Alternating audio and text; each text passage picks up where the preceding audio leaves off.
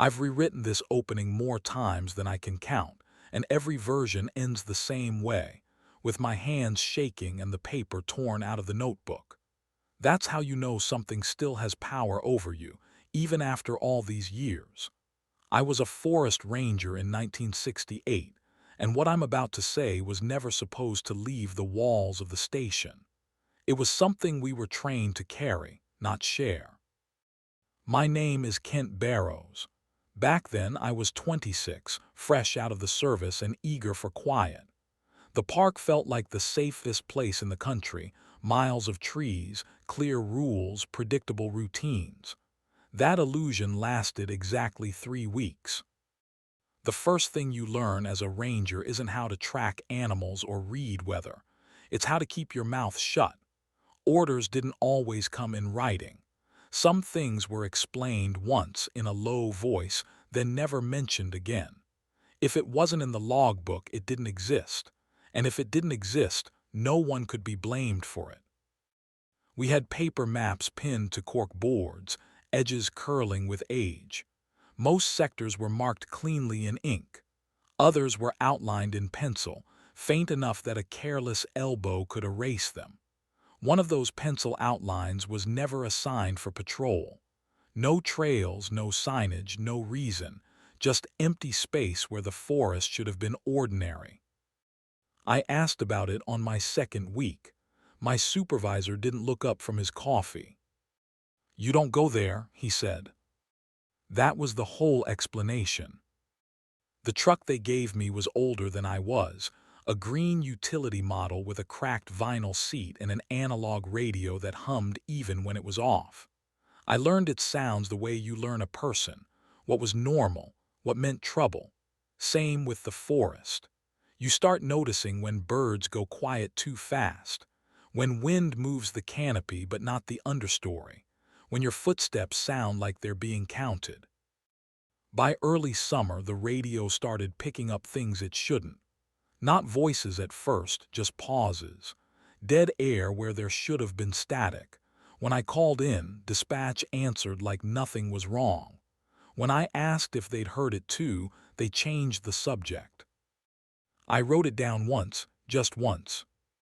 The next morning, that page was gone. A ranger named Paul Hendricks disappeared in June. Signed out for a routine patrol near the unmarked sector. Weather clear. Visibility good. He never signed back in. The official explanation was heat exhaustion followed by disorientation. They told us not to search past a certain tree line. No dogs, no helicopters, just a quick walkthrough and a quiet memorial. I remember standing there, hat in my hands, thinking how strange it was that the forest looked untouched. No broken branches, no signs of a struggle. It was like Paul had simply stepped out of the world. That night the radio clicked on by itself. I was alone in the truck, parked at the edge of my assigned route. The dashboard light cast long shadows, and the trees beyond the windshield felt closer than they should have been. I reached for the volume knob, thinking it was feedback. "Kent," the radio said. My name clear, calm. I didn't answer. I don't know why. Maybe some part of me already understood the rules, even if no one had bothered to explain them. The voice didn't repeat itself. The radio went quiet and the forest exhaled. After that, the orders became more specific.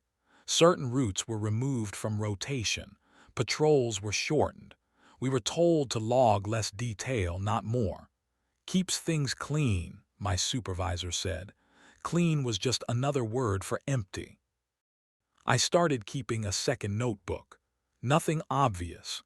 Just times, directions, small marks that meant something only to me. It felt dangerous to know more than I was supposed to, but it felt worse not knowing at all. Every confession has a moment where you realize you're already too deep to turn back. For me, it came the night I found footprints where no one should have been walking. Wide, deliberate impressions leading out of the erased sector, stopping just short of the patrol road. They didn't point toward the forest. They pointed toward us. Those footprints stayed with me longer than they should have, not because they were large or strange, though they were both, but because of how deliberate they looked. Each impression was pressed deep, as if whatever made them wanted the ground to remember. They didn't wander. They didn't hesitate. They came straight out of that erased sector and stopped exactly where the patrol road began, as if the thing that made them understood boundaries better than we did. I stood there a long time, flashlight shaking in my hand, listening to the forest decide whether it was done with me yet. I didn't log the tracks. I didn't photograph them. I brushed dirt over the impressions until the ground looked ordinary again. That was my first act of complicity, even if I didn't understand it that way at the time. It was easier to erase than to explain. After Paul disappeared, the station changed. Conversations got shorter, doors stayed closed. The radio room, usually loud with chatter, fell quiet for long stretches, broken only by routine check-ins that sounded rehearsed. We were told a Federal Review team might be coming through. Nothing official, just enough to keep us careful. Careful meant obedient. Night patrols became mandatory for senior staff. I was the youngest ranger on rotation, but my name kept showing up on the board. Same routes, same hours, always skirting the boundary of the erased sector, never crossing it. It felt like a test I didn't know I was taking. The radio behavior escalated. Static that rose and fell like breathing. Bursts of sound that almost formed words before collapsing back into noise. Once, I heard footsteps through the speaker, slow, heavy, out of sync with my own. I pulled over, killed the engine, and listened. There were no footsteps outside the truck. I reported none of it. By then, I'd learned that reporting was just another way of handing your fear to someone who'd already decided what to do with it. Instead, I watched. I listened. I memorized the way the forest shifted after dark. There were patterns.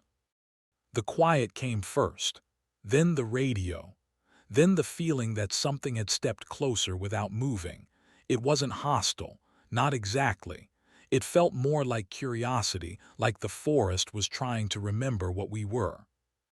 In late August, the federal team arrived. 2 men in plain jackets, 1 woman who never removed her sunglasses. They didn't introduce themselves by name. They didn't need to. Their presence explained itself. They spent hours in the station office with our supervisor, reviewing files that didn't exist and asking questions no one answered directly. I was called in once. They asked about my patrol routes, my radio logs, whether I'd noticed anything unusual. I gave them the clean version, the version without pauses or missing pages. The woman watched me the entire time, head tilted slightly, like she was listening for something beneath my words. When they dismissed me, she said, "You're doing fine, Ranger Barrows. Just keep doing what you're doing." That should have reassured me. It didn't. The next disappearance happened in September. His name was Alan Pierce, older than Paul, careful, the kind of ranger who triple-checked his gear and never strayed from protocol. He was assigned a daylight patrol along the boundary road, signed out, never returned.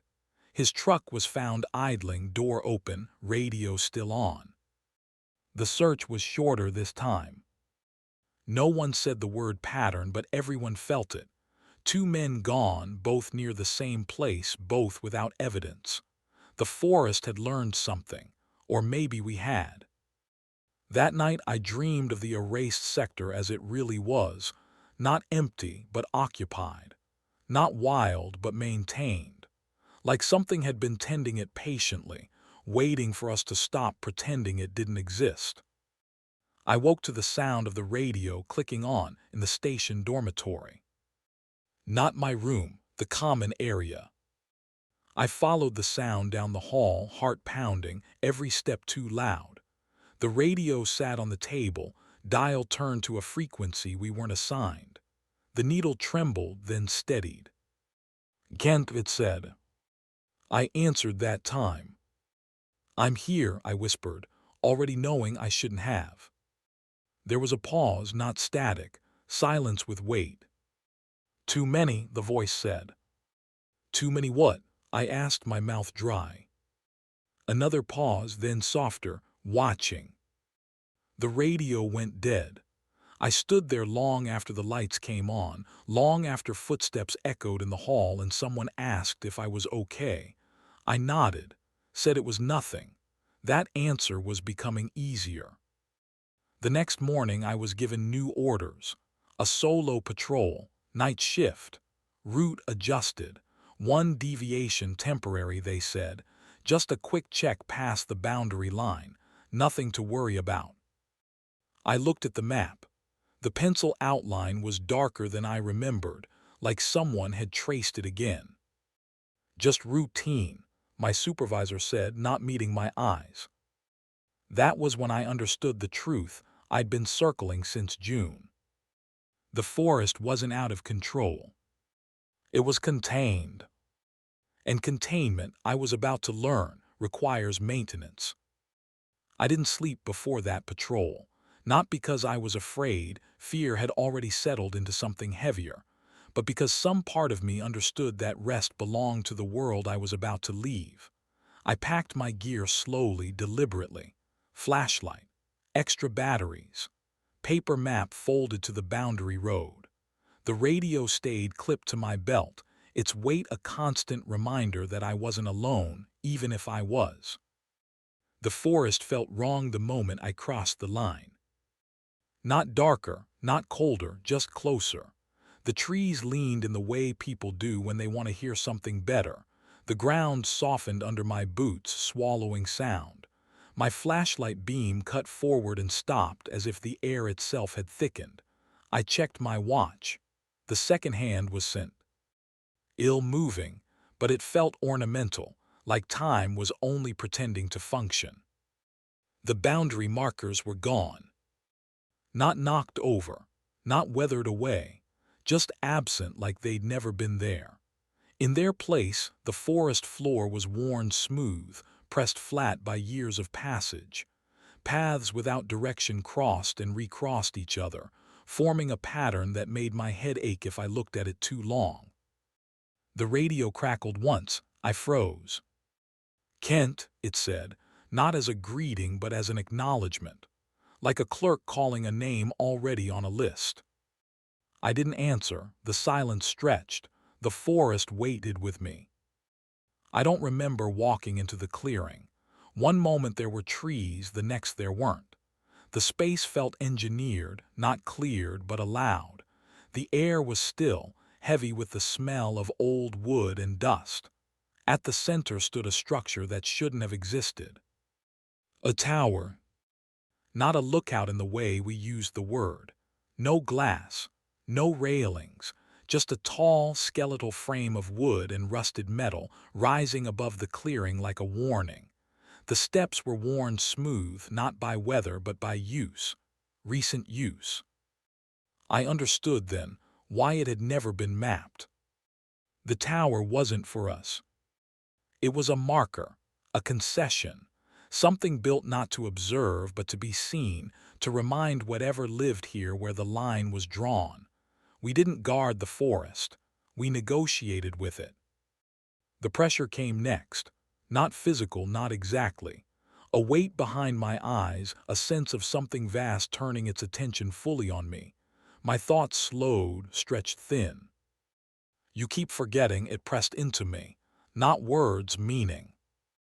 I didn't forget, I said aloud, my voice small in the open space. I didn't know. The presence shifted, not closer, deeper. Knowing comes later. Images flooded in, men stepping off trails, radios calling names that pulled them forward, the quiet work of removal. Not violence, not hunger, maintenance. The forest didn't kill, it kept, and we let it because the alternative was worse.